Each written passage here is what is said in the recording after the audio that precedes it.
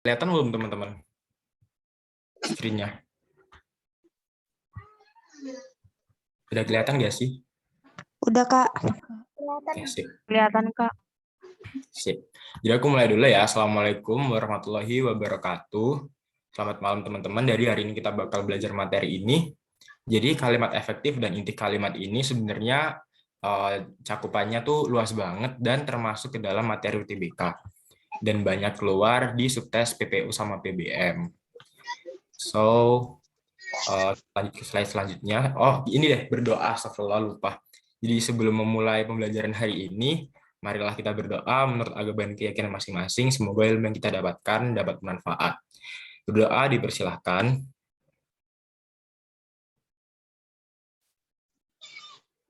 Berdoa dapat dicukupkan. Oke, kita lanjut ke slide selanjutnya. Nah, ini kayak biasa ya, kayak pertemuan sebelumnya, aku punya satu quotes nih dari orang-orang yang terkenal nih. Jadi kata Albert Einstein, teman-teman, katanya tuh, the more I learn, the more I realize how much I don't know. Jadi semakin kita mengetahui sesuatu, maka kita ini makin sadar kalau ternyata, wah masih banyak nih yang belum kita tahu. Jadi tiap kita menemukan sebuah pengetahuan baru, ilmu baru, ternyata kita ini makin sadar kalau ternyata ilmu kita ini belum ada apa-apanya daripada jumlah ilmu yang ada di dunia ini. Jadi yang bisa kita petik di sini, jangan pernah bosen buat belajar, jangan pernah bosen buat berkembang, dan jangan pernah takut buat mencoba. Jadi apapun yang kalian coba, apapun yang kalian usahakan, itu pasti bakal ada impact dan ada faedahnya juga buat kalian. Jadi jangan pernah takut buat belajar, jangan pernah takut rugi buat mencoba. Oke, kita lanjut ke materinya ya. Nih, kalimat efektif pengertiannya tuh kalimat yang disusun berdasarkan kaidah-kaidah yang berlaku. Kaidah yang berlaku tuh apa aja sih, Kak? Ini kita bahas ya. Nih, jadi kalimat efektif ini aku rangkum jadi sebuah singkatan nih. Jadi kalau teman-teman susah hafalinnya apa aja sih kaidah-kaidahnya tuh ini. Ada yang aku singkat kayak yang atas ini. Hello Pak Supri, jangan belagu. Jadi E-nya apa? E-nya tuh EYD. H-nya apa? H-nya tuh hemat, lo itu logis, pa itu paralel, supri itu subjek dan predikat, kemudian jangan belagu itu jangan ambigu atau bermakna ganda. Kita bahas satu-satu ya teman-teman. Kalian boleh catat nih yang tips-tips singkat kayak gini. Siapa tahu ini bakal membantu kalian buat menghafalin tentang kalimat efektif ini. Nih, EYD kemarin aku udah sampein di materi sebelumnya. Terus di sini aku cuma mau nambahin cara melebur atau membuat sebuah kata baru apabila ditambahi dengan imbuhan. Contoh, ini yang pertama ya, ada kalau ditambah dengan salah satu huruf yang berawalan KTSP, kemudian huruf tersebut diikuti dengan huruf vokal, maka dia harus lebur. Contohnya ini kayak gini. Ditambah sapu sama dengan menyapu. Jadi S-nya di sini hilang, kemudian di sini berganti dengan NY.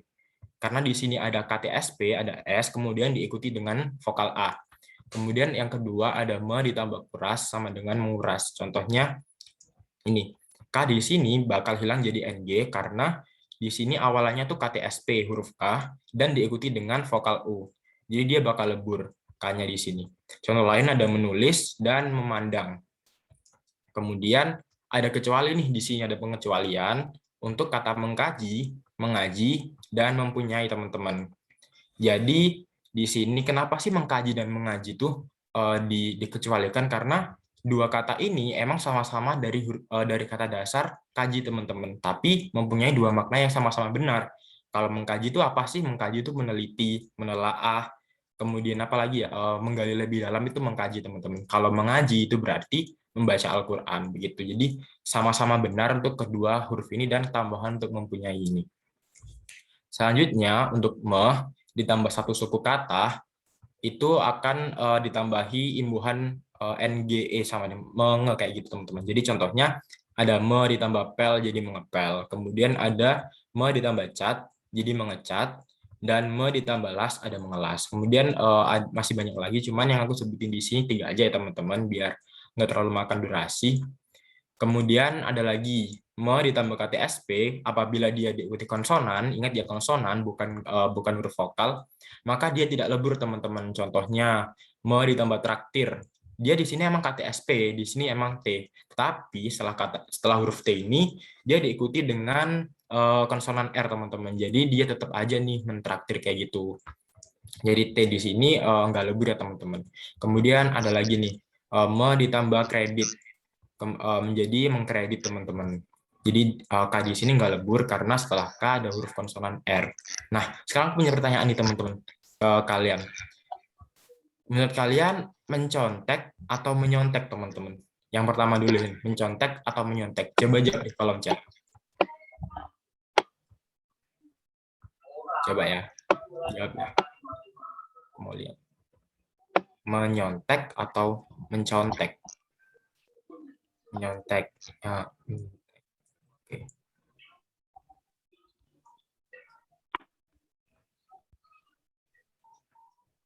Contek, menyontek, ada yang jawab menyontek, ada yang jawab mencontek.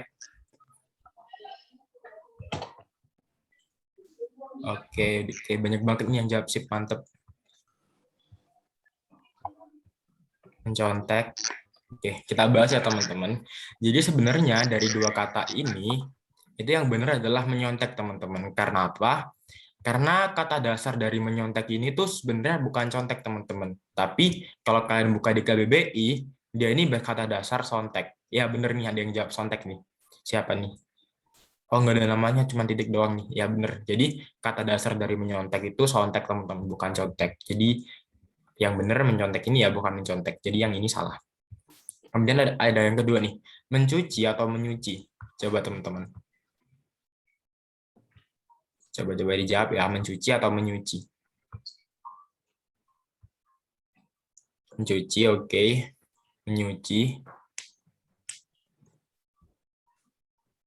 Mencuci. Mencuci. Kebanyakan jawab mencuci ya.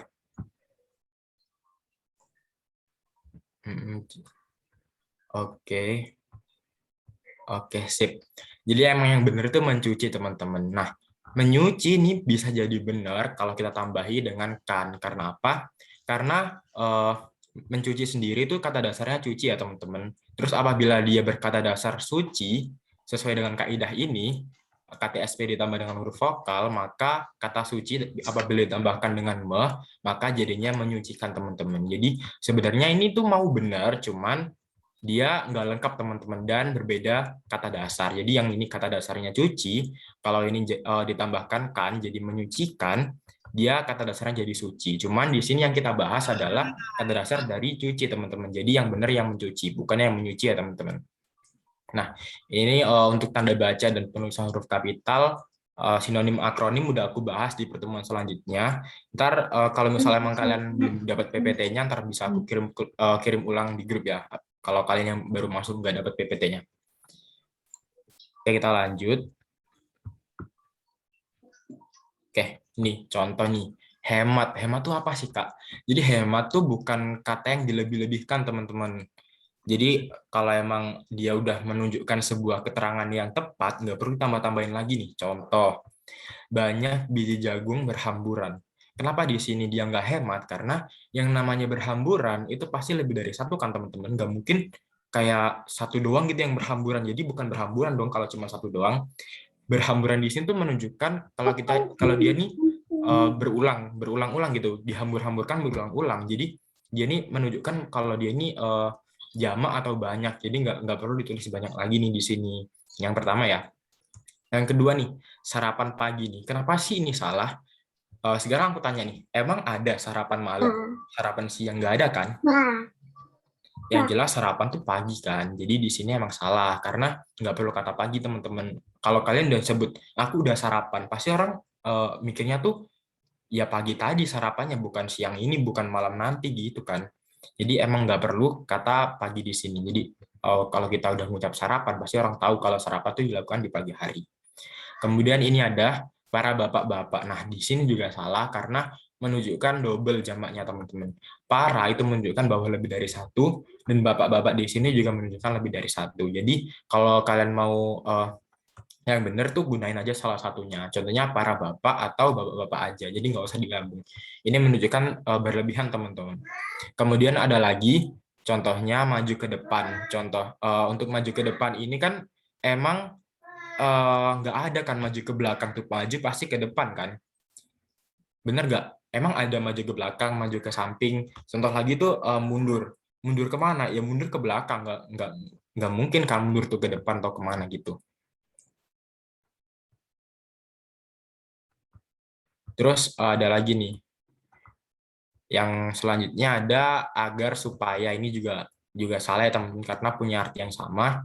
Terus jika kalau ini juga punya arti yang sama dan sebagainya. Oke, jadi menurutku udah jelas ya di sini hemat tuh yang kayak gimana. Oke, lanjut logis.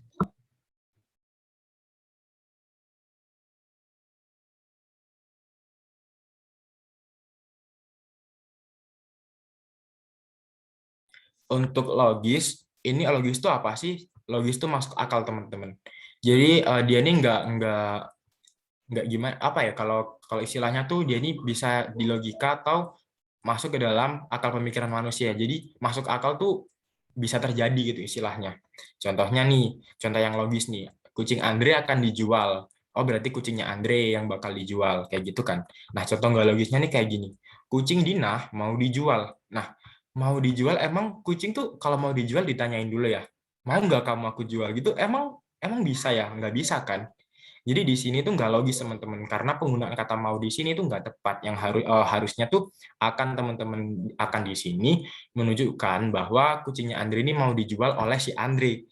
Kalau mau di sini ini menunjukkan bahwa kucingnya Dina ini dia tuh mengakui atau menyetujui bahwa dia tuh mau dijual gitu. Dia tuh bersedia buat dijual kayak gitu. Jadi nggak logis ya, mana mungkin kan binatang mau ngaku gitu mau dijual apa enggak gitu kan. Kemudian nih, aku tanya nih ke kalian, menurut kalian logis nggak kata-kata ini? Saya mengajar mata kuliah kalkulus, gitu. Menurut kalian logis nggak ini? Boleh dong jawab di kolom chat, coba.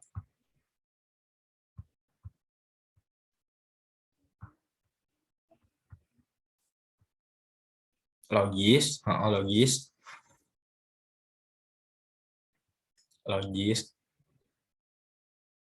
Oke. Boleh nggak sih salah satu dari kalian yang mengungkapkan pendapat kalian kenapa logis, kenapa nggak logis gitu? Coba. Aku belum ngasih jawaban ya, ini aku cuman mau tanya ke kalian. Ntar salah benernya kita bahas bareng-bareng. Coba deh salah satu. Coba salah satu jawab. Terserah mau yang jawab logis atau nggak logis. Aku mau tunggu deh salah satu doang. Boleh nggak jelasin kenapa logis dan nggak logis gitu? Yuk, yuk, jawab yuk teman-teman.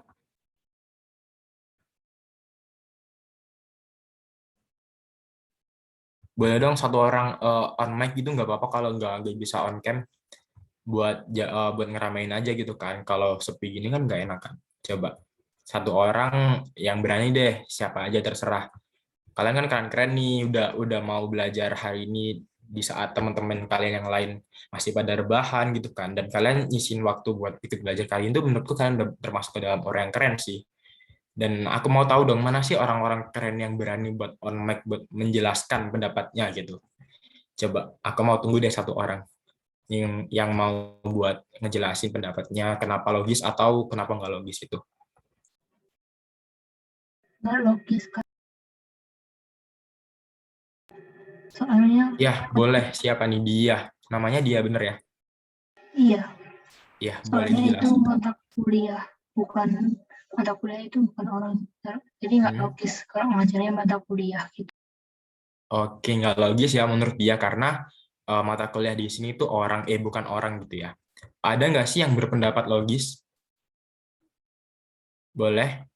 Ini Zahra Cahyaning Tias, boleh dong on mic buat ngejelasin pendapatnya.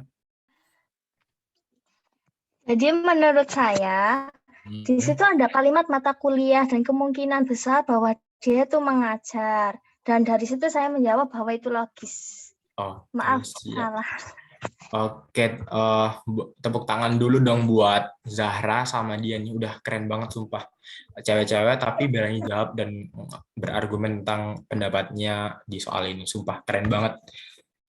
Ini jadi jawabannya sebenarnya tuh yang benar tuh emang gak logis teman-teman, karena yang pertama dia ini kan mata kuliah kalkulus ini kan benda mati dan bukan orang yang eh, bukan sebagai objek hidup gitu teman-teman. Jadi kalau kita pikir-pikir nih, saya mengajar mata kuliah kalkulus. Ada nggak teman-teman? Ada gak nih? Kalau nggak ada boleh deh cewek deh. Kayaknya nih cowoknya pada malu-malu. Coba-coba yang cewek nih. Aku mau jawab. Kak, Ya boleh, benar ya. Salma dulu coba. Salma kan tadi. Enggak logis, soalnya harusnya yang membawa handphone harap mematikan handphonenya, bukan dimatikan. Oke gitu ya. Kalau kalimatnya kayak gini, emang kenapa nih? Apa nih yang salah kalau kayak gini nih Salma? Berarti Oh, artinya kayak apa kalau kalau kalimatnya kayak gini? belum tentu apa yang harus dimatikan. Banyak. Oke, siap, mantep. Ada lagi yang mau jawab? Ini Kak, saya aku mau belum. jawab, Kak. Oh, boleh-boleh. Nih siapa nih? Khairul, boleh. Em, menurut saya jawabannya logis karena ada benda di situnya, handphone ya kan. Jadi Ya, maksudnya logis. oke. Karena ada benda di sini ya. Oke, jadi kita bahas teman-teman. Jadi kesimpulannya ini nih nggak logis ya teman-teman. Karena eh, di sini berbunyi yang membawa handphone harap dimatikan. Berarti di sini tuh teman-teman, siapa yang dimatikan coba menurut kalian? Berarti yang dimatikan yang bawa handphone dong. Itu gak sih? Bener nggak? Jadi yang membawa handphone harap dimatikan. Jadi kita ngebunuh dong yang bawa handphone karena di sini subjeknya tuh yang membawa handphone teman-teman. Kalau jadi logis kira-kira gimana ya? Bentar. Menurut kalian gimana nih? Cocoknya kalau dia jadi kalimat logis. Kalau dia logis, seharusnya yang membawa handphone harap dinonaktifkan. Berarti tetap aja bukan sih kalau yang dinonaktifkan tuh harusnya yang membawa handphone bukan handphonenya. Jadi kita titik beratkan di sini tuh penggunaan pola kalimatnya ini teman-teman. Jadi kalau pola kalimatnya ini yang membawa handphone berarti dia adalah subjek, harap dimatikan ini adalah predikat teman-teman. Jadi yang kita matikan di sini tuh subjeknya. Subjeknya siapa sih? Yang membawa handphone bukan handphonenya teman-teman. Gitu. Ini ada yang jawab nih yang membawa handphone harap mematikan handphonenya. Nah, ini boleh nih yang membawa handphone harap mematikan handphonenya. Oke, sip. Ini aku nemu nih satu nih, bener nih. Kemudian ada lagi yang membawa handphone harap dikumpulkan. Berarti kalau kayak gini tetap aja dong teman-teman yang membawa handphone yang bakal berkumpul, bukan handphonenya. Ini aku ada yang bener nih. Contohnya yang membawa handphone, jadi orang-orang yang bawa handphone harap mematikan, jadi mereka itu mematikan, jadi mereka melakukan aksi teman-teman yang membawa handphone ini. Apa yang mereka lakukan? Jadi mereka mematikan handphone yang mereka bawa teman-teman. Jadi kayak gitu ya. Oke, siapa yang jawab? Luvia, makasih ya Luvia atas jawabannya. Mantap banget nih. Berarti dia Luvia nih paham tentang penggunaan kalimat logis dan nggak logis. Jadi aku jelasin sekali lagi ya teman-teman, kenapa kalimat ini nggak logis? Karena subjek di sini di kalimat ini tuh yang membawa handphone teman-teman. Jadi orang yang bawa handphone ini teman-teman bukan handphone itu sendiri. Jadi yang mau dimatikan ini sebenarnya bukan handphonenya teman-teman, tapi subjeknya yang membawa handphone. Berarti orang-orang yang bawa handphone tuh harus dimatikan dong kayak gitu.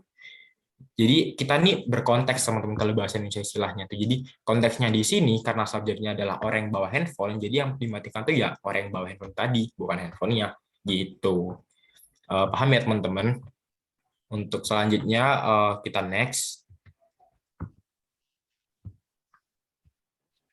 Nih, paralel atau sejajar teman-teman. Jadi paralel atau sejajar sebenarnya udah aku jelasin di kayaknya di tanda baca deh kemarin yang di bagian titik koma. Jadi sebenarnya aku jelas ulang ya. Paralel atau sejajar itu teman-teman menunjukkan sebuah kesejajaran antara mungkin kata sifatnya atau antara predikatnya teman-teman. Contohnya nih kalau yang bener nih, Gita menyukai keindahan, kedamaian, dan ketenangan. Nah, yang salah nih, yang false, itu indah, menanam bunga, menyiram tanaman, dan berlari pagi. Nah, teman-teman tahu nggak sih kenapa ini salah? Karena di sini teman-teman, di sini nih dia nih nggak sejajar karena di sini ada me, di sini ada me, dan di sini ada ber. Jadi dia ini nggak sejajar teman-teman karena dia nggak mengandung imbuhan yang sama teman-teman.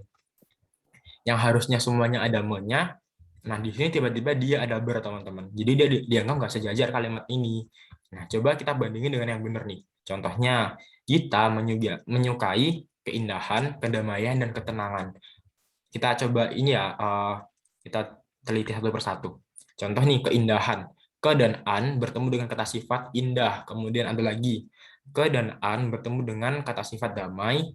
Dan ke dan an bertemu dengan kata sifat tenang.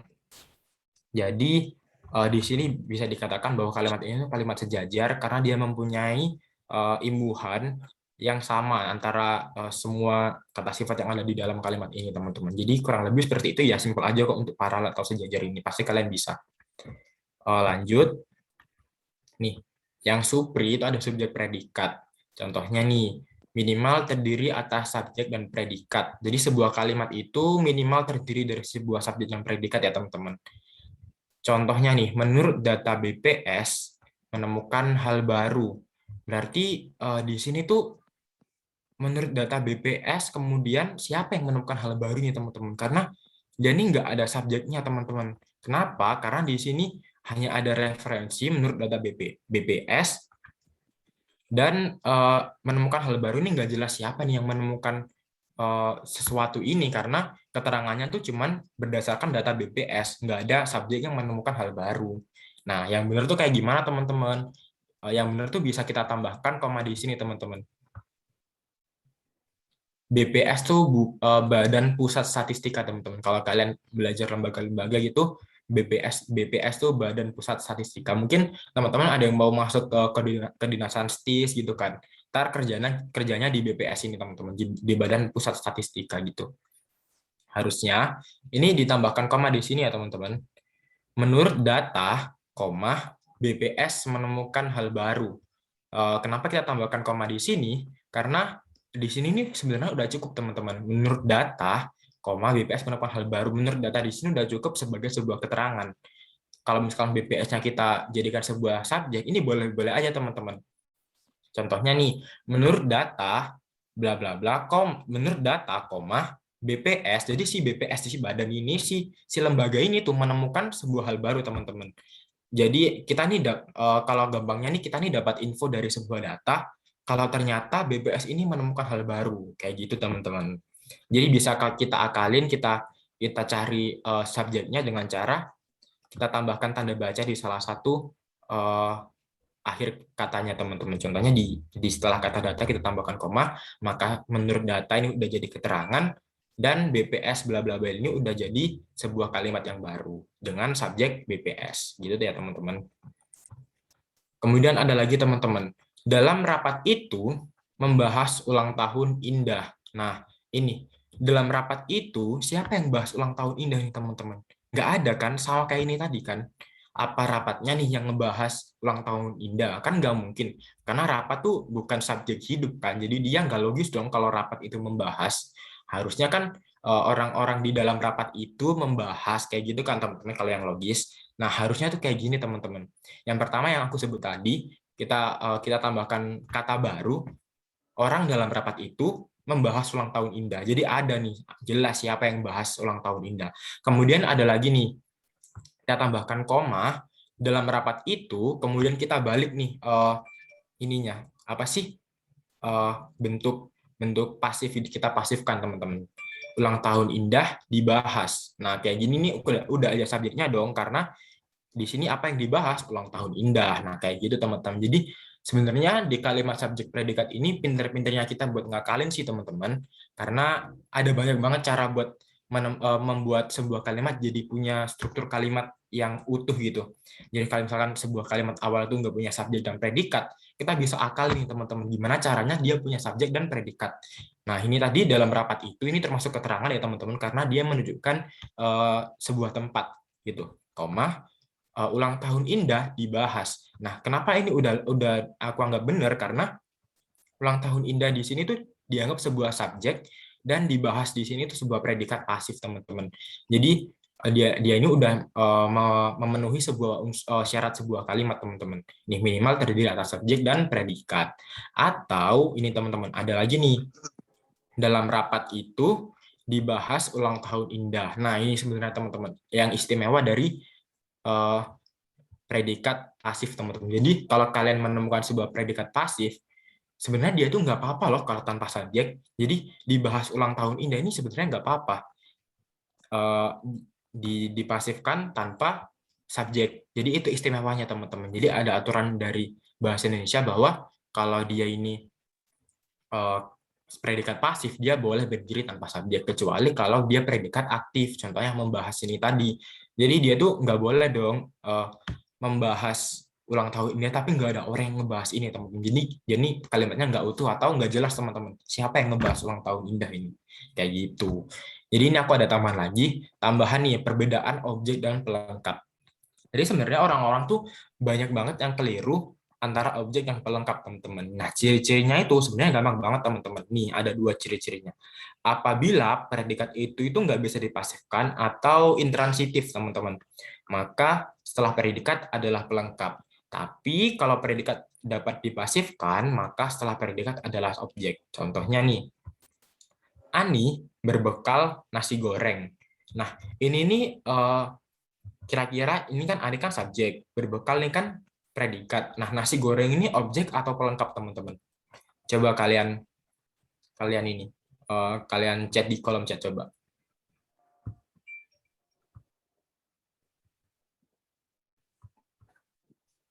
Objek,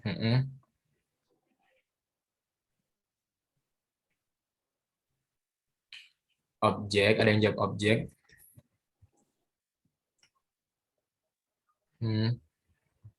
Oke. Objek. Jadi jawabannya sebenarnya tuh pelengkap, teman-teman. Kenapa sih? Karena di sini nih ber, teman-teman. Ber itu sebenarnya bukan kata kerja yang bisa dipasifkan, teman-teman. Kecuali kalau kata-katanya itu jadi kayak gini. Ani membekal nasi goreng atau membekali dirinya nasi goreng kayak gitu, teman-teman. Coba deh kalau kita balik, nasi goreng dibekali Ani. Kan gimana ya, teman-teman? Kan nggak bisa gitu kan. Nah, pokoknya ini tips aja dari aku. Kalau kalian ada menemukan sebuah kata dengan kata ber, dia pasti sebuah predikat intransitif atau nggak bisa dipasifkan, teman-teman. Jadi itu kayaknya udah harga mutlak, teman-teman. Udah harga mutlak dari aturan bahasa Indonesia. Jadi ber dan ber, pokoknya apapun yang berawalan dengan ber, mungkin biasanya emang bisa dipasifkan, teman-teman. Kayak gitu. Jadi kalau kalian menemukan soal yang berawalan ber, kemudian kalian disuruh menentukan apakah setelah predikat itu objek atau pelengkap, maka cukup kalian ingat-ingat ini aja, kalau dia ber, umumnya dan lebih banyak atau pasti dia itu sebuah pelengkap, teman-teman. Oke, jadi 1 dan 4 ini udah pasti pelengkap ya setelah kata predikat. Kemudian ada lagi nih, teman-teman, yang kedua. Irma membeli kakak sebuah permen. Oh, ini ada yang salah, teman-teman. Irma membelikan kakak harusnya di sini. Kira-kira ini kakak di sini nih objek atau pelengkap, teman-teman?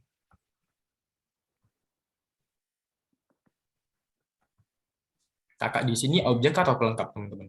Di sini ada tipe ya, teman-teman, harusnya membelikan. Objek, objek. Ada lagi jawabannya? Kayaknya ini udah jelas ya, teman-teman kalian, kalau ini tuh sebuah objek. Karena di sini membelikan, sekali lagi aku ulangi, kalau ini tipe ya, teman-teman, harusnya membelikan kakak sebuah permen ini, membelikan ini bisa kita pasifkan, teman-teman. Jadi kayak gini, kakak dibelikan Irma sebuah permen. Nah, ini teman-teman ada lagi nih, dia ini sebenarnya sebuah permen ini juga pelengkap loh, teman-teman. Kenapa? Karena setelah kata kakak di sini, setelah kata objek di sini, dia ini ditambah dengan objek yang lain, teman-teman, bukan ditambah dengan keterangan. Karena biasanya kan kalau kalimat kayak gini nih, Irma membelikan kakak Irma membelikan kakak tadi pagi, misalkan kayak gitu kan. Nah, tadi pagi di sini kan keterangan nih teman-teman. Tapi ternyata setelah kata kakak di sini itu sebuah permen teman-teman.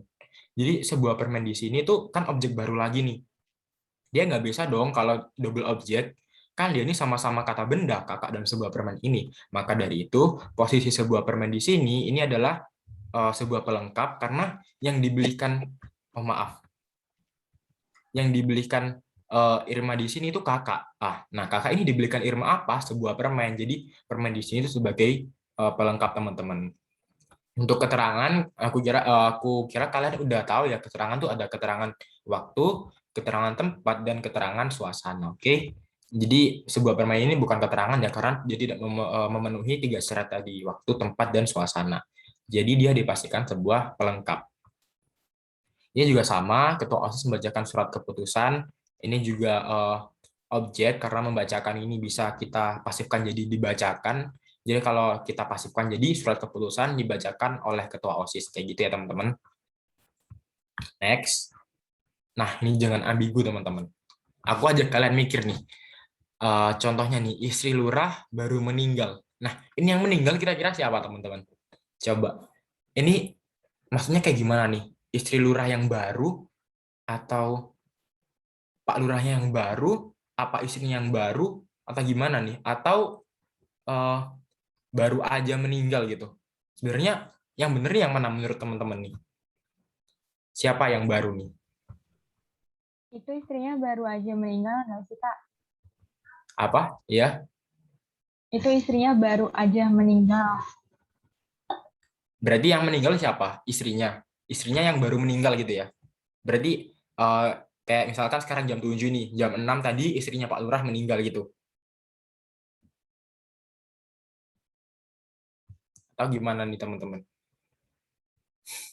Baru meninggal, istri lurah baru meninggal. Oke. Nah, di sini ini udah menunjukkan teman-teman kalau kalian berbeda persepsi di sini, berarti dia ini bermakna ganda teman-teman, karena berbeda penafsiran, berbeda pendapat pula teman-teman. Contohnya kayak teman-teman ini, kan beda orang nih beda-beda pendapat nih. Ada yang bilang kalau baru aja meninggal, ada yang bilang kalau istrinya Pak Lurah yang baru itu meninggal, ada yang bilang kalau istrinya lurah yang baru dilantik itu meninggal, kayak gitu kan. Jadi ada 3 makna di sini.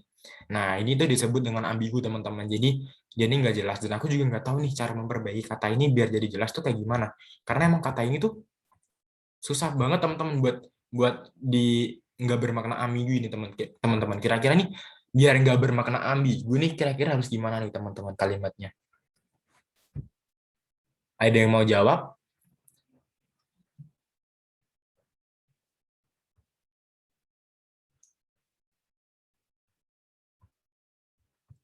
Ada yang mau jawab teman-teman? Anda jawabnya istri dari Pak Lurah baru saja meninggal. Oke, ini boleh nih dari Sevi Stella nih. Bener, ada yang bener nih. Istri dari Pak Lurah baru saja meninggal. Oke, ada lagi teman-teman? Ditambah tanda baca, coba gimana coba?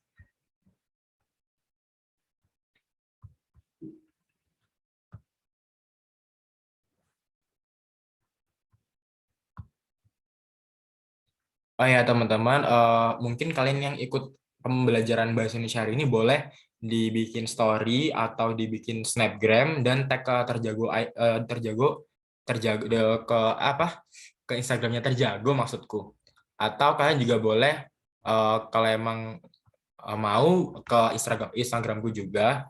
Tapi kalau bisa emang yang wajib atau yang wajib banget nih teman-teman ke Instagramnya terjago biar yang ikutan nih makin banyak gitu teman-teman, makin rame nih yang nge-follow IG-nya terjago gitu. Oke.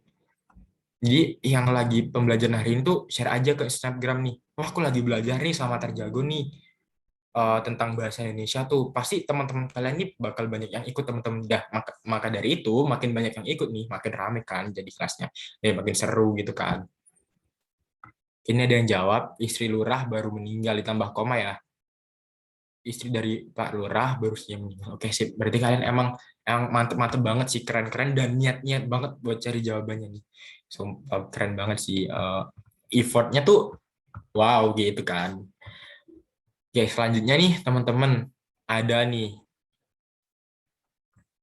nih yang terakhir ya kita ya, yang kalimat terakhir ini, mahasiswa perguruan tinggi yang terkenal itu mendapat penghargaan.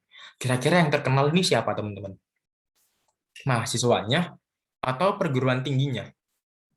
Gimana dong? Kayaknya itu perguruan tingginya ya Kak yang terkenal. Oke, ada yang siapa tadi yang jawab? Dari Rizka ya. Iya. Rizka jawab perguruan tingginya. Teman-temannya ada jawab mahasiswanya. Kan kita, nah nih bisa dilihat lagi kan kalau ini nih bermakna ganda teman-teman. Karena dari jawaban kalian ini berbeda perspektif nih teman. Jadi kalian ini bisa menafsirkan dengan berbeda-beda dan punya makna sendiri-sendiri menurut kalian. Nah, dengan kayak gini ini menunjukkan bahwa kalimat ini tuh bermakna ganda teman-teman. Jadi seharusnya mahasiswa dari perguruan tinggi yang terkenal itu mendapat penghargaan. Jadi perguruan tingginya teman-teman yang terkenal. Gitu. Kalau kayak gini kan ambigu nih, mahasiswa atau perguruan tingginya sih yang terkenal kayak gitu kan.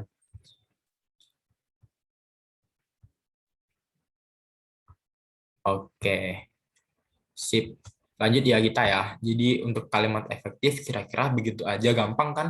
Pasti gampang lah kan, cuman hafalin tips-tips kayak tadi kan. Gimana sih yang bener tuh, minimal ada subjek predikatnya. Kalau kalian bingung, ada singkatan nih di awal tadi, bentar aku balik ke awal ya. Nah, nih, kalian hafalin nih. Hello Pak Supri, jangan belagu. Kayak gitu. Jadi, E-nya ini EJD, hello-nya hemat dan logis, kemudian Pak ini paralel, ada Supri ini subjek predikat, dan jangan belagu ini ada jangan ambigu, teman-teman. Gitu. Boleh kalian print screen atau kalian screenshot juga boleh, kalian catat juga boleh, terserah kalian. Dan yang pasti, nanti di akhir pembelajaran bakal aku share materi ini ke grup Telegram. Jadi, kalian tenang aja, kalau emang kalian nggak nyatet juga gak apa-apa kok gitu, preferensi masing-masing aja. Tapi kalau aku itu bakal lebih masuk sih kalau aku catat catatanku sendiri gitu, karena kalau kita catat sendiri nih berasa keinget terus gak sih teman-teman, wah aku dulu pernah nyatet materi ini deh, kayak gitu gak sih, daripada cuma baca doang, ya gak sih? Atau mungkin kalian tipenya orang yang cuma baca doang bisa hafal gitu, gimana jawab di chat deh, boleh deh, kita sharing-sharing juga.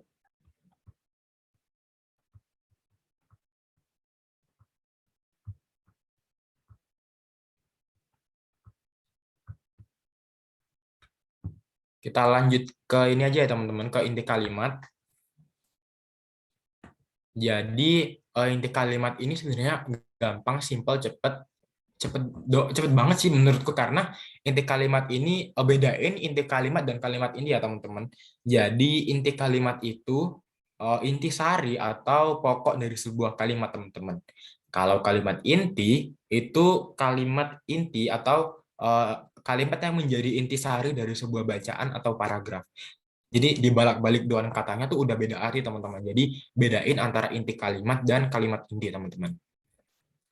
Nah, ini cara cepatnya itu cari subjek dan predikat dalam objek tersebut. Maka itulah inti kalimatnya. Nah, jadi sebenarnya inti kalimat itu gampang banget. Kalian cari aja nih subjek dan predikatnya. Dengan catatan boleh ditambahkan objek atau pelengkap, namun tidak perlu ditambahkan keterangan. Jadi keterangan ini kita buang dulu. Kalau kalian disuruh nyari inti kalimat terus ada keterangan dalam, saat, ketika, itu buang aja. Selanjutnya itu berarti nggak dipakai teman-teman. Yang kita pakai cuman subjek sama predikatnya gitu. Contohnya nih teman-teman, menurut laporan pria apa terjaga untuk kita sakit siapa? Ya, ada apa Naila? Ada yang tanyain? Ntar kita di akhir ada khusus buat pertanyaan. Jadi yang pertama ada menurut laporan, pria yang berbaju biru mendapat uang ratusan juta. Nah, gini teman-teman. Menurut laporan di sini, dia ini adalah sebuah keterangan teman-teman. Jadi nggak perlu diikutkan dalam inti kalimat teman-teman. Kita buang, kita eliminasi. Kemudian ini, pria yang berbaju biru mendapatkan uang 100 juta. Nah, kenapa yang berbaju biru itu nggak diikutkan, Kak? Padahal dia kan termasuk ke dalam subjek ini. Benar, teman-teman, dia itu emang termasuk ke dalam subjek ini. Tapi yang berbaju biru di sini itu adalah penunjuk atau penjelas dari subjek ini tadi. Di pria yang mana sih? Yang berbaju biru kayak gitu. Nah, yang kita pakai di sini itu cuma subjek awalnya doang, teman-teman. Subjek intinya doang, nggak perlu tambahin penjelas-penjelasnya gitu. Jadi kalau kata guruku waktu sekolah nih, kalau kita cari inti kalimat, nggak usah pacaran dulu. Hah? Kok pacaran sih, Kak? Gitu. Nggak usah sayang-sayangan, nggak usah yang-yangan dulu, karena kalau kita yang-yangan malah kita salah, kayak gitu kata guruku. Jadi tips cepatnya tuh kalau ada keterangan, ada kata yang kayak gini, ini udah nggak usah diikutin, teman-teman. Jadi langsung cari subjek, cari predikatnya, udah selesai. Jadi di kalimat satu ini, inti kalimatnya apa? Pria mendapat, gitu doang. Tapi kalau emang kalian di UTBK nanti ada soal kayak gini terus jawabannya pria mendapat, berarti itu ya jawabannya. Tapi kalau emang nanti ada ditambahkan dengan objek, contohnya pria mendapat uang 100 juta gitu. Bukan dengan 100 juta di sini, itu keterangan juga. Keterangan nominal kayak gitu kan. Contohnya kalau misalkan nanti di UTBK ada jawaban kayak gini, pria mendapat uang.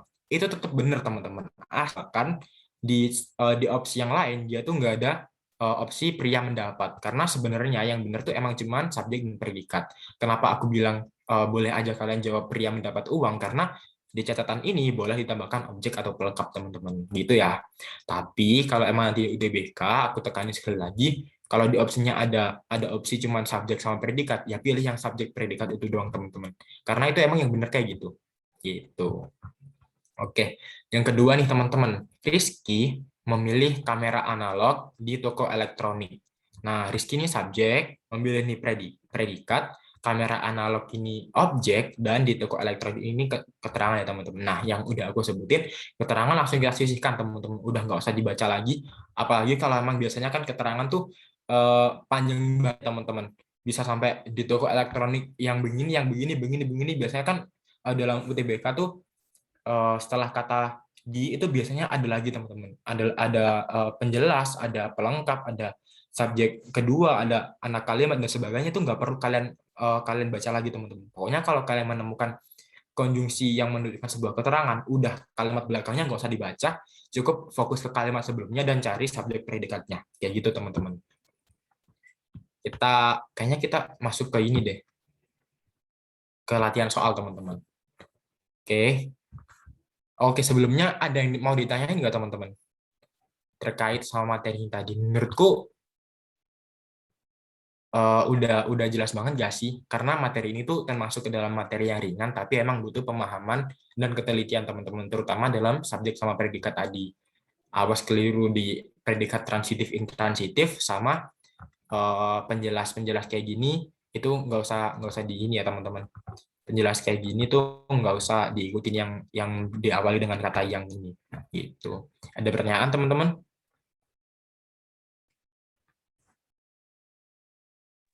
Paham, Kak. Oke sih, paham. Ada yang lain? Paham, Kak. Oke, sip. Paham, semuanya paham ya. Alhamdulillah deh, sumpah. Senang banget deh kalau kalian paham, karena berarti penjelasanku ke kalian tuh tersampaikan dengan baik gitu. Oke, kita masuk ke latihan soal ya. Kita latih nih pemahaman kalian tentang materi ini tadi.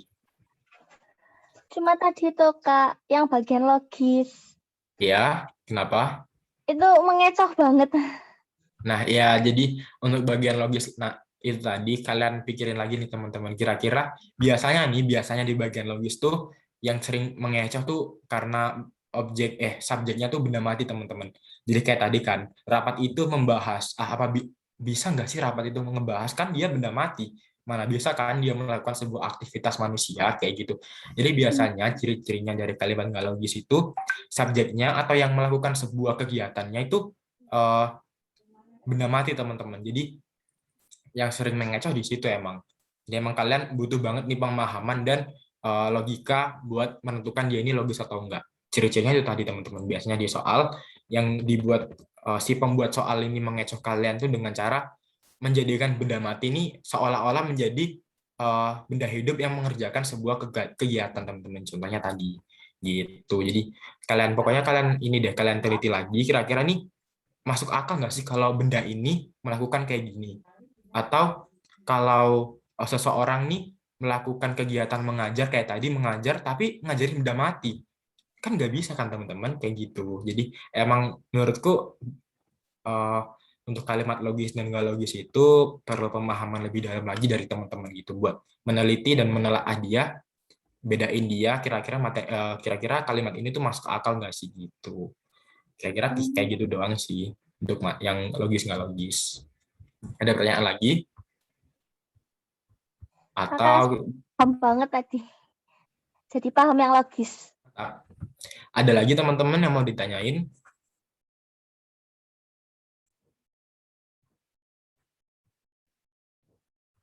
Aku lanjut ke latihan soal ya teman-teman, biar kita nggak kemalaman atau kalian bisa ikut di kelas yang lain. Tapi kita habis ini kayaknya bakal main Kahoot deh. Soalnya gini teman-teman, karena aku minggu lalu tuh aku kan udah buat Kahoot tuh kira-kira semingguan yang lalu nih buat persiapan Kahoot hari ini. Nah, ternyata waktu aku login tadi ke Kahoot, ke hostnya, jadi host, itu Kahoot-nya bermasalah teman-teman. Nah, mungkin nanti teman-teman yang mungkin nggak ada kegiatan atau nggak mau join ke kelas lain, boleh tunggu sebentar, aku bakal buat game baru di Kahoot, dan kita main cuma 8 soal deh kayaknya, cuma seru-seruan doang sih, kayak gitu. Oke, aku lanjut ya. Oke, nomor satu dulu deh. Yang nomor dua diabaikan dulu ya. Kita nggak bahas nomor dua dulu. Nomor satu, meski literatur saat ini bisa dibilang komplit dan beragam, sejarah masa lalu umat manusia tidak seketika itu juga dihadirkan lewat buku-buku maupun perangkat digital yang tersedia. Nah, inti dari kalimat di atas itu apa, teman-teman? Ayo gue yang kedua, Gigi.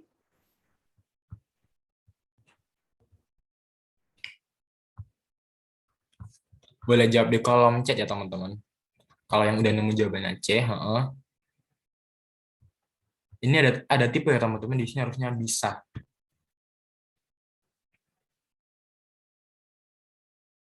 C,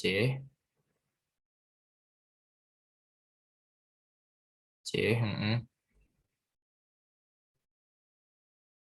iya, C, ada yang jawab C. Ada lagi jawaban lain? Aku tunggu berapa menit ya? 2 menit lagi deh. Kira-kira jawabannya apa? Atau gini aja deh. Kita bahas dua juga, jadi kalian jawabnya nanti langsung 2 soal aja. Nomor 2 nih teman-teman, aku bacain sekalian ya. Jadi nanti kalian jawabnya 2 soal. Sebagian besar teknik memutar digunakan untuk membuka sesuatu, contohnya kaleng dan botol. Inti kalimat di atas adalah apa nih teman-teman, kira-kira nomor 2. Aku kasih waktu sekarang jam 7.29. Aku kasih waktu sampai 7.33. Jadi 4 menit, masing-masing soal 2 menit. Oke? Tunggu ya.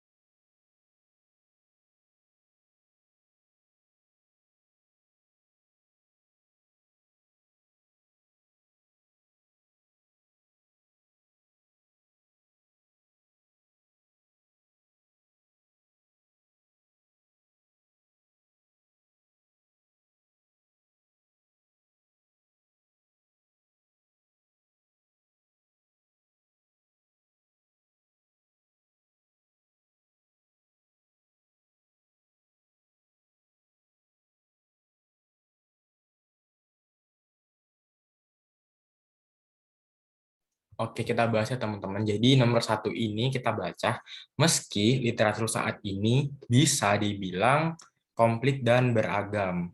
Sejarah masa lalu, umat manusia tidak seketika itu juga dihadirkan lewat buku-buku maupun perangkat digital yang tersedia. Jadi di sini kita cari dulu eh,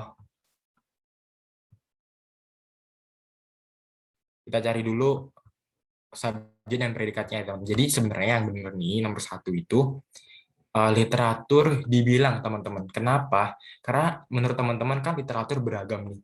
Tapi kita lihat dulu teman-teman.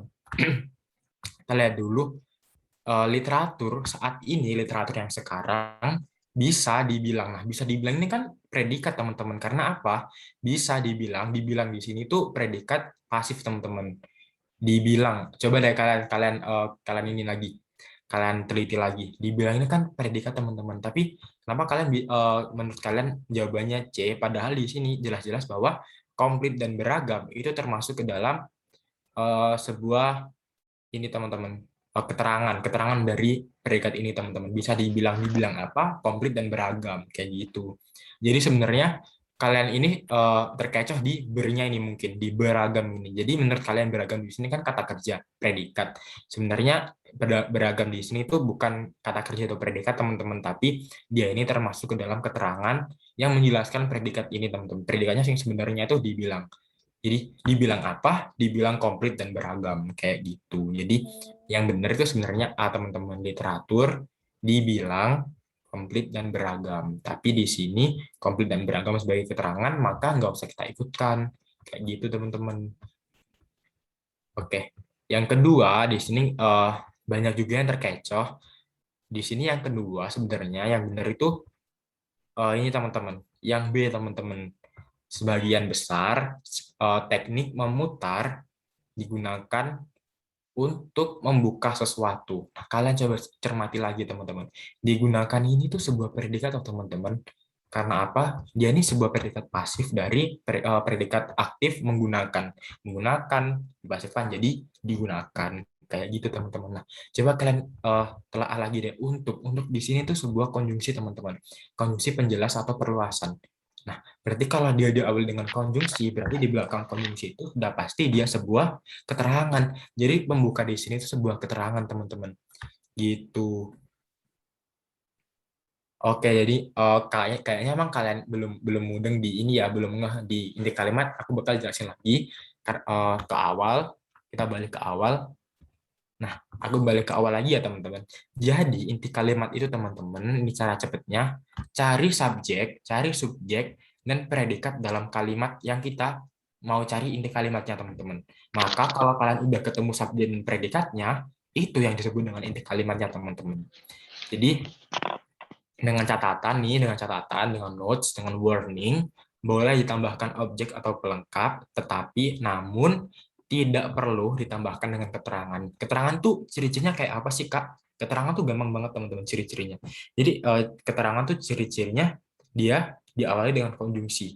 Pada umumnya kayak gitu, teman-teman. Jadi kalau misalkan dalam sebuah kalimat nih bla bla bla bla bla, ketika atau biasanya tuh saat, di, dari, untuk, yang kayak gitu itu udah nggak usah diikutin lagi teman-teman, karena itu udah pasti sebuah keterangan.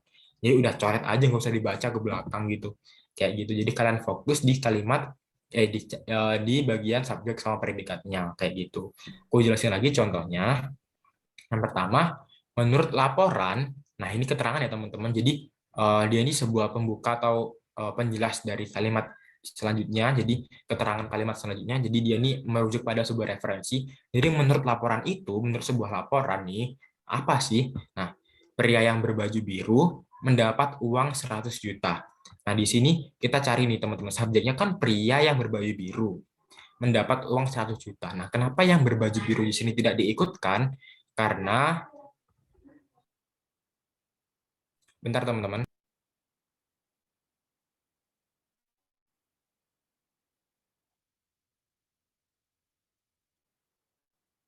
Jadi kenapa yang berbaju biru di sini tidak diikutkan, teman-teman? Karena yang berbaju biru di sini itu sebuah perluasan subjek, teman-teman. Jadi dia di sini tuh bukan termasuk ke dalam subjek utamanya si pria ini, tapi dia itu menjelaskan atau sebuah perluasan dari subjek itu sendiri. Jadi pria, kenapa dengan pria? Pria siapa? Yang berbaju biru. Jadi kayak gitu. Jadi dia ini sebenarnya cuman perluasan doang nih, teman-teman. Perluasan dan penjelas dari seorang subjek ini tadi. Ya kalau kalian nggak ikutkan dalam inti kalimat itu nggak apa-apa, malah emang harus nggak diikutkan, teman-teman. Ingat aja perumpamaan kayak gini, teman-teman. Kalau kata guruku nih, aku ulangin lagi, kalau kita pacaran pasti nggak baik kan, pasti salah kan, nah kayak gitu kan. Nah, pacaran tuh identik dengan apa sih? Sayang kan, sayang-sayangan. Nah, maka dari itu kalau di inti kalimat yang diawali dengan kata yang itu udah pasti nggak usah diikutin karena dia itu udah salah, teman-teman, kayak gitu. Jadi biasanya dia itu antara perluasan dari subjek, perluasan predikat, perluasan objek atau keterangan. Jadi kayak gitu, teman-teman. Jadi kalau misalnya kalian ada yang kayak gini, ini udah nggak usah dilihat lagi, teman-teman. Kita fokus ke subjek utamanya, teman-teman. Si pria ini tadi mendapat ini sebuah predikat, udah pasti dia kita masukkan ke dalam inti kalimat karena syarat utamanya adalah subjek dan predikat. Kemudian uang 100 juta di sini itu objek. Dia boleh kalian ikutkan dengan catatan kalau kalian di option itu nggak ada pilihan pria mendapat doang gitu.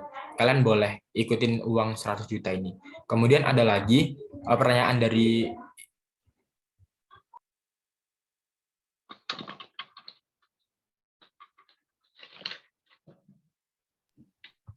kalau predikat itu gimana ya, Kak?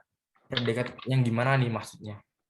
Predikat itu gampangnya tuh yang menjelaskan pekerjaan, teman-teman. Kata kerja kayak gitu. Kata kerja yang mendapat imbuhan biasanya. Mendapat, kemudian memilih, kayak gini-gini nih predikat, teman-teman gitu. Ini boleh diperjelas pertanyaannya, predikat maksudnya kayak gimana nih pertanyaannya?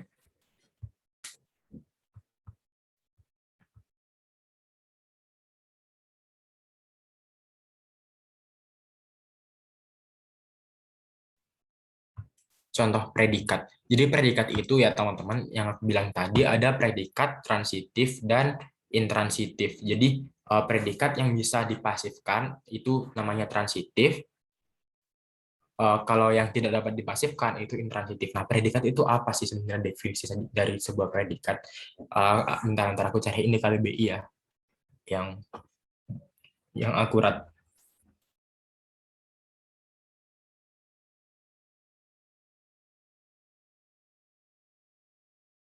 Nih, pengertian menurut KBBI ya teman-teman, aku bacain. Bagian kalimat yang menandai apa yang dikatakan atau dilakukan oleh subjek tersebut. Jadi gampangnya tuh kalimat maksudku gampangnya predikat itu teman-teman kata kerja yang mendapat imbuhan atau sebuah kata yang menunjukkan pekerjaan yang sedang dilakukan oleh si subjek, teman-teman.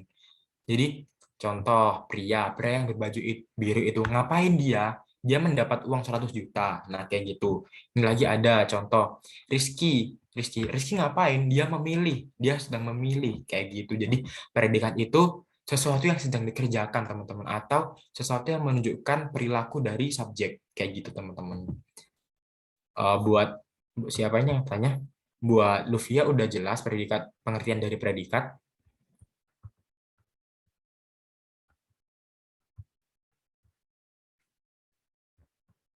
Oke, mau catat.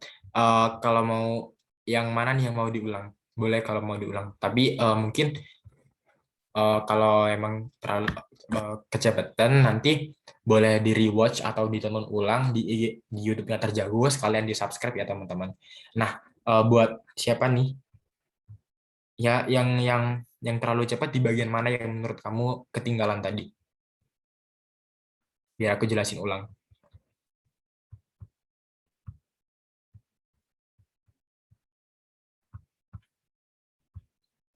Di penjelasan kalimat inti ya teman-teman. Jadi jadi aku ulang di penjelasan kalimat inti.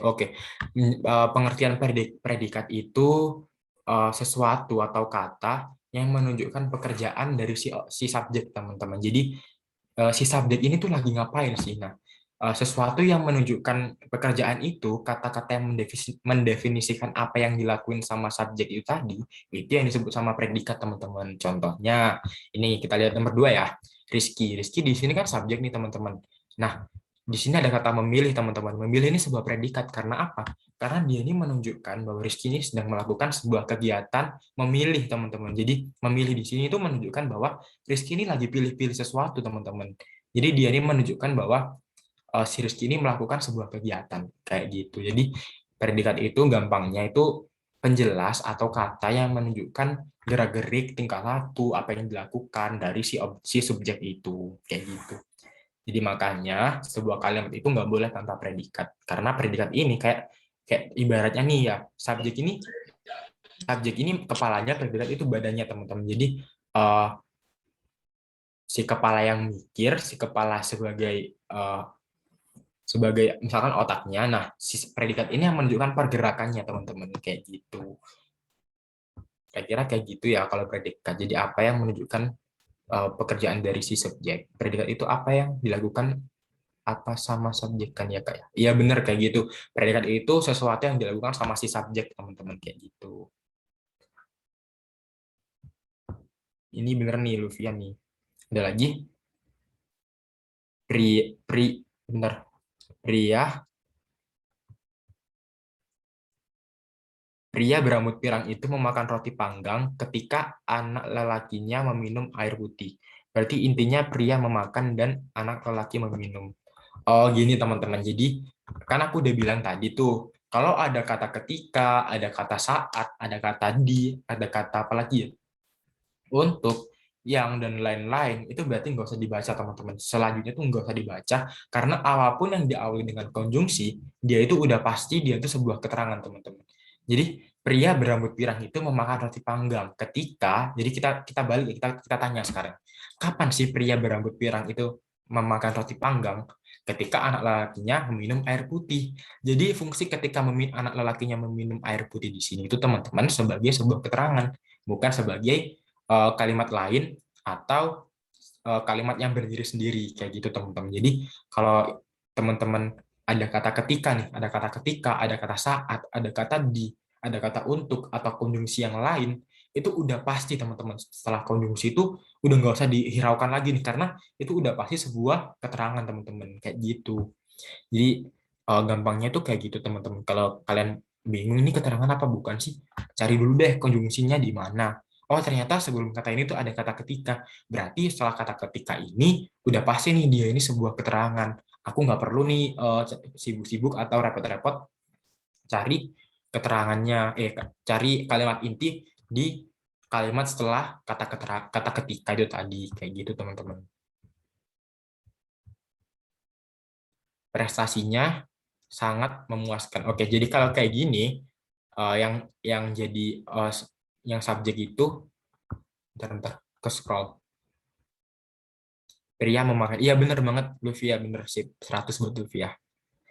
Ada lagi ini, teman-teman, Luvia udah jawab nih, berarti Luvia udah paham, mantap nih. Boleh nanti Luvia mungkin kalau temannya tanya boleh dijawab atau boleh dibantu, atau kalau mau tanya ke aku lewat chat Telegram juga boleh. Nih, kalau kayak gini prestasinya sangat memuaskan, yang subjek mana, yang predikat yang mana. Nah, di sini ini teman-teman, apa yang sangat memuaskan? Jadi apa sih yang sangat memuaskan ini? Kita lagi ngomongin apa sih? Lagi ngomongin prestasi, teman-teman. Nah, kenapa di sini kita bilang kalau prestasinya itu sebagai subjek? Karena prestasinya, katanya di sini tuh menunjukkan sebuah kepemilikan seseorang, teman-teman. Secara nggak langsung, dia ini menunjukkan bahwa orang yang pemilik prestasi ini tuh sangat memuaskan, teman-teman. Jadi kenapa dia ini termasuk subjek? Karena pada kata ini tuh menunjukkan kepemilikan, teman-teman. Nah, terus kalimat ininya kayak gimana sih, Kak? Prestasinya memuaskan. Itu doang, teman-teman. Karena apa? Karena sangat di sini itu sebagai perluasan, teman-teman, atau sebagai kalimat penguat, kata penguat. Maaf, maksudku kata penguat dari apa? Dari kata memuaskan, teman-teman, kayak gitu. Jadi pokoknya teman-teman, kalau kalian menemukan sebuah kalimat terus kalian bingung nih, sangat, yang, untuk, terus ketika dan sebagainya, itu udah abaikan aja teman-teman. Yang menunjukkan penekanan, menunjukkan perluasan, menunjukkan keterangan, itu udah dicoret dulu teman-teman. Jadi kalian fokus di subjek sama predikatnya doang, udah gitu doang sebenarnya teman-teman. Jadi kalau kalian udah paham subjek itu apa, udah paham predikat itu apa, pasti bakal cepet buat menemui inti kalimat ini. Karena kalau kalian pernah cari tahu materi UTBK yang pembagian yang dari mudah susah, itu inti kalimat ini termasuk ke dalam materi yang mudah. Tapi emang butuh ketelitian yang benar-benar ini teliti banget teman-teman dan terbiasa. Jujur aku dulu pertama kali belajar materi ini juga bingung nih teman-teman. Tapi setelah mungkin diperdalam atau sering latihan soal ini malah terlihat gampang banget teman-teman. Karena rata-rata pembuat soal UTBK itu membuat soal ini tuh dengan nggak rumit teman-teman. Jadi kita baca sekilas aja, oh ada kata ketika nih di sini, berarti aku nggak usah lihat ke belakang-belakang, nggak usah karena aku udah nemu sebuah konjungsi nih, berarti dia ini keterangan selanjutnya kayak gitu, berarti aku nggak usah baca, aku fokus di subjek sama predikatnya doang kayak gitu teman-teman. Sangat seperti kata tambahan dalam kalimat tersebut Kak. Iya bener nih Zahra. Makan roti sangat enak. Mana yang predikat, mana yang subjek. Ini nggak ada yang ini ya, nggak ada subjeknya ya. Karena siapa yang makan roti ini gitu? Ya enggak sih? Nggak ada kan yang makan roti. Kecuali kalau kalimatnya kayak gini. Pria yang makan roti, pria memakan roti yang sangat enak kayak gitu misalkan teman-teman. Maka kalimat inti kalimatnya itu jadi pria memakan kayak gitu teman-teman. Roti ini sebagai subjek dan yang sangat enak ini sebagai perluasan atau keterangan dari si roti ini tadi kayak gitu teman-teman. Jadi kita perhatiin dulu nih, masuk akal nggak sih siapa yang makan roti ini? Nggak ada kan yang makan roti kayak gitu. Jadi pastiin dulu kalau dia ini ada subjeknya kayak gitu. Ini Sevi Stella ini tanya tapi ternyata nge-DM ke aku teman-teman. Bentar aku kirim ke main chat ya biar kalian semua tahu pertanyaannya.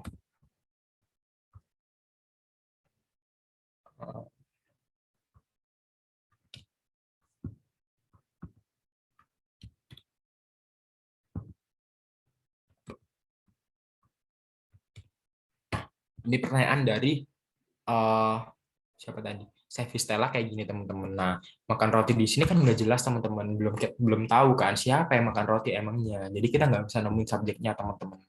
Kayak gitu. Jadi harus kita pastiin dulu kalimat ini tuh logis. Jadi siapa yang makan rotinya itu sangat enak, itu apa yang sangat enak kayak gitu teman-teman.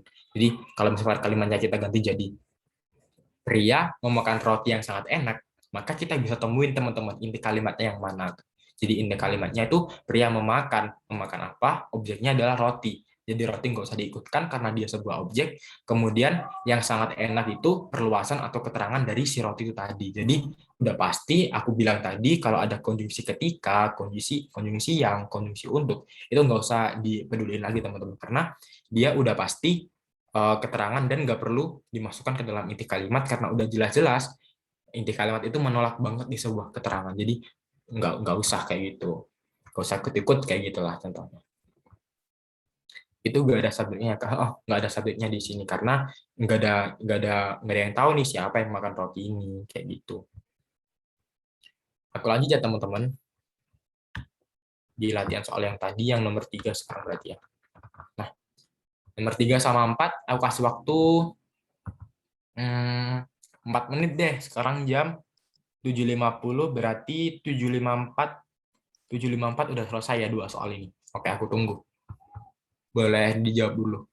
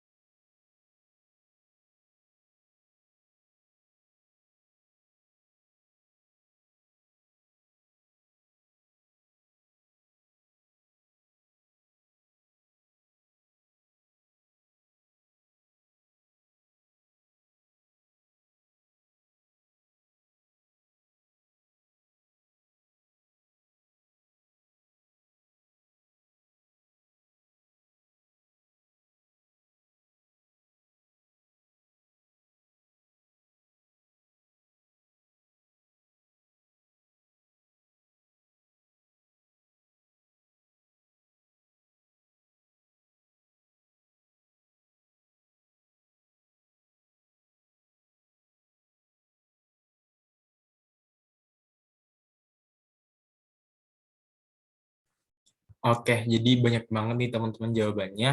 Jadi bakal aku bahas di sini. Untuk yang nomor 3 ini jawabannya C.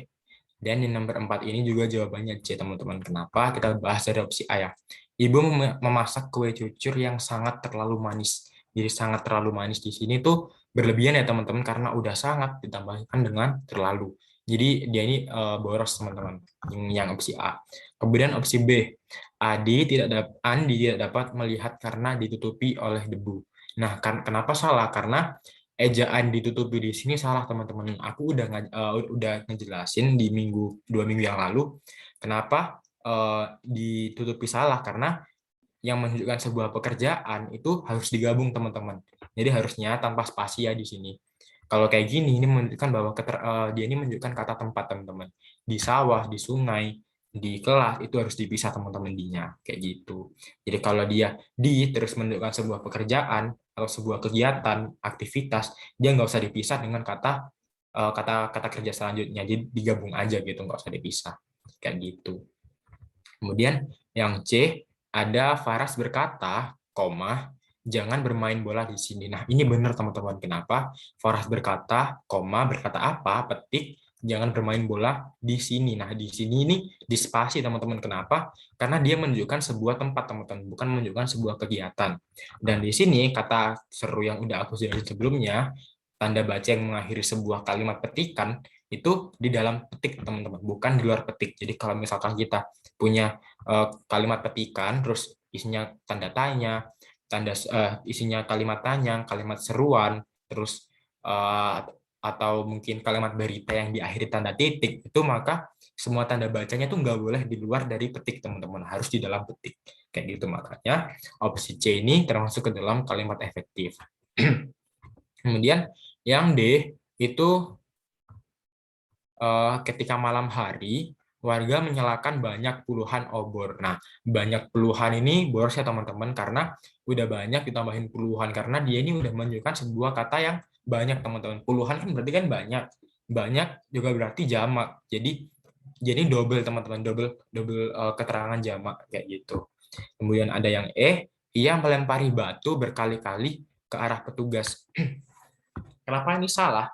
Karena yang namanya melempari batu nggak mungkin sekali doang kan teman-teman. Yang namanya melempari pasti berulang-ulang kan. Kalau satu kali apa Kak? Kalau satu kali melemparkan batu itu masih mungkin kalau dia melakukan sesuatu itu satu kali. Tapi kalau melempari ini berarti dia menunjukkan bahwa berulang-ulang teman-teman, melempari secara berulang-ulang kayak gitu.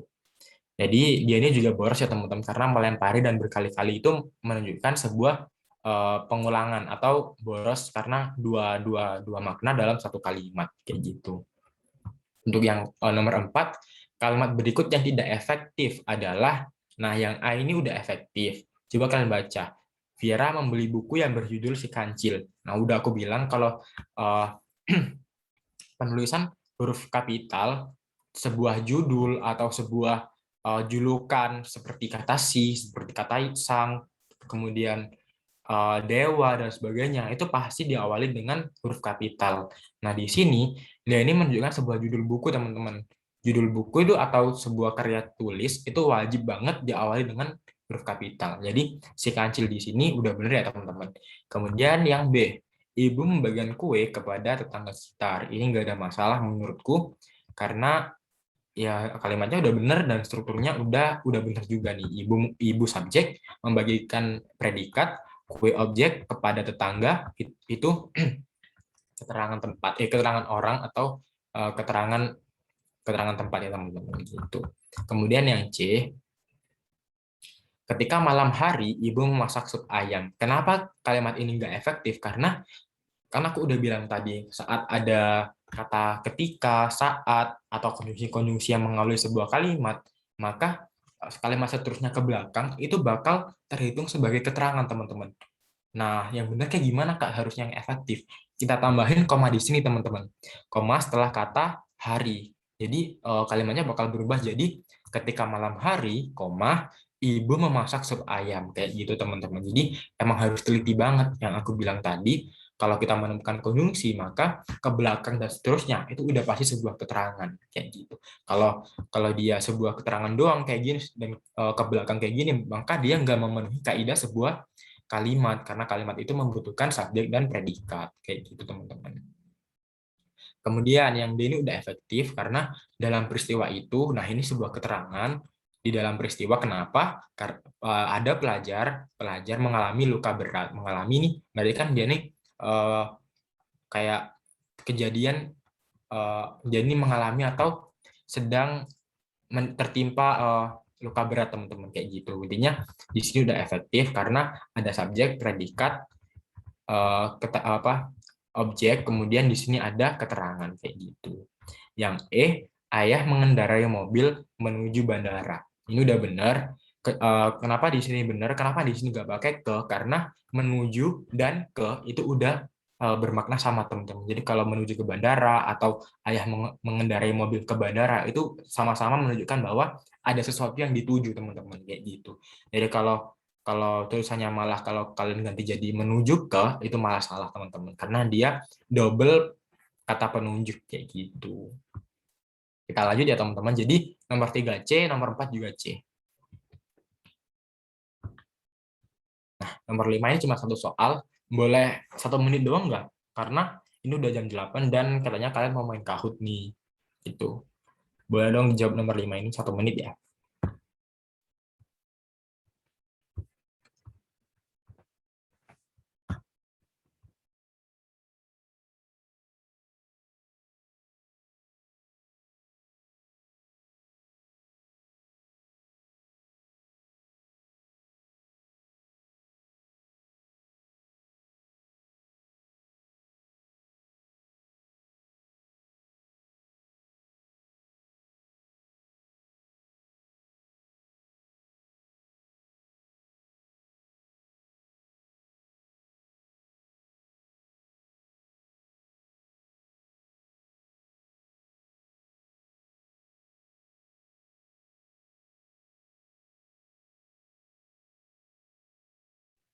Oke, kita bahas ya teman-teman. Jadi nomor 5 ini jawabannya adalah B, teman-teman. Tidak logis. Karena jalan menuju puncak ini macet. Berarti apa yang berhenti, teman-teman? Jalannya berhenti. Lah, emang jalan tuh bisa gerak? Enggak kan, teman-teman?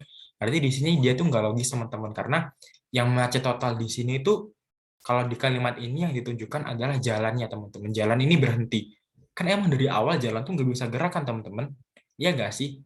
Jadi di sini nggak logis teman-teman karena jalan menuju puncak benda jalan ini yang kita lewati biasanya ini macet kan nggak mungkin sebuah jalan tuh bisa gerak gitu ya emang dia berhenti gitu nggak macet nggak apa-apa emang dia diam gitu jadi di sini yang salah itu karena dia nggak menunjukkan kelogisan atau masuk akal teman nggak masuk akal dong jalan masa bisa macet kecuali kalau arus lalu lintas atau pengendara yang menuju puncak mengalami macet total kayak gitu mungkin masih logis tapi kalau jalannya yang macet itu yang nggak logis teman-teman jadi kalau kalian misalkan ditanya guru kalian kenapa kalian telat hari ini jalannya macet pak itu emang nggak logis teman-teman jadi wajar aja nih kalau guru kalian marah karena emang dari awal kan jalan nggak bisa gerak teman-teman emang dari awal jalan tuh diem kayak gitu oke jadi mungkin ini udah soal terakhir.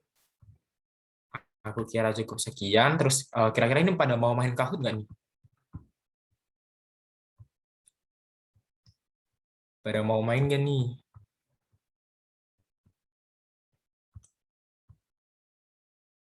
Iya, boleh Zahrani.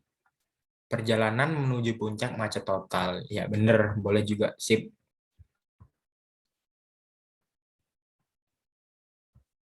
Oke. Yang mau main boleh stay di sini. Bentar aku coba buat fix yang problem yang tadi. Siapa tahu bisa main lagi. Bentar ya teman-teman. Kalau emang nggak bisa aku minta maaf ya karena emang aku buatnya tuh udah agak lama, udah sekitar seminggu yang lalu kali aku buat. Bentar ya.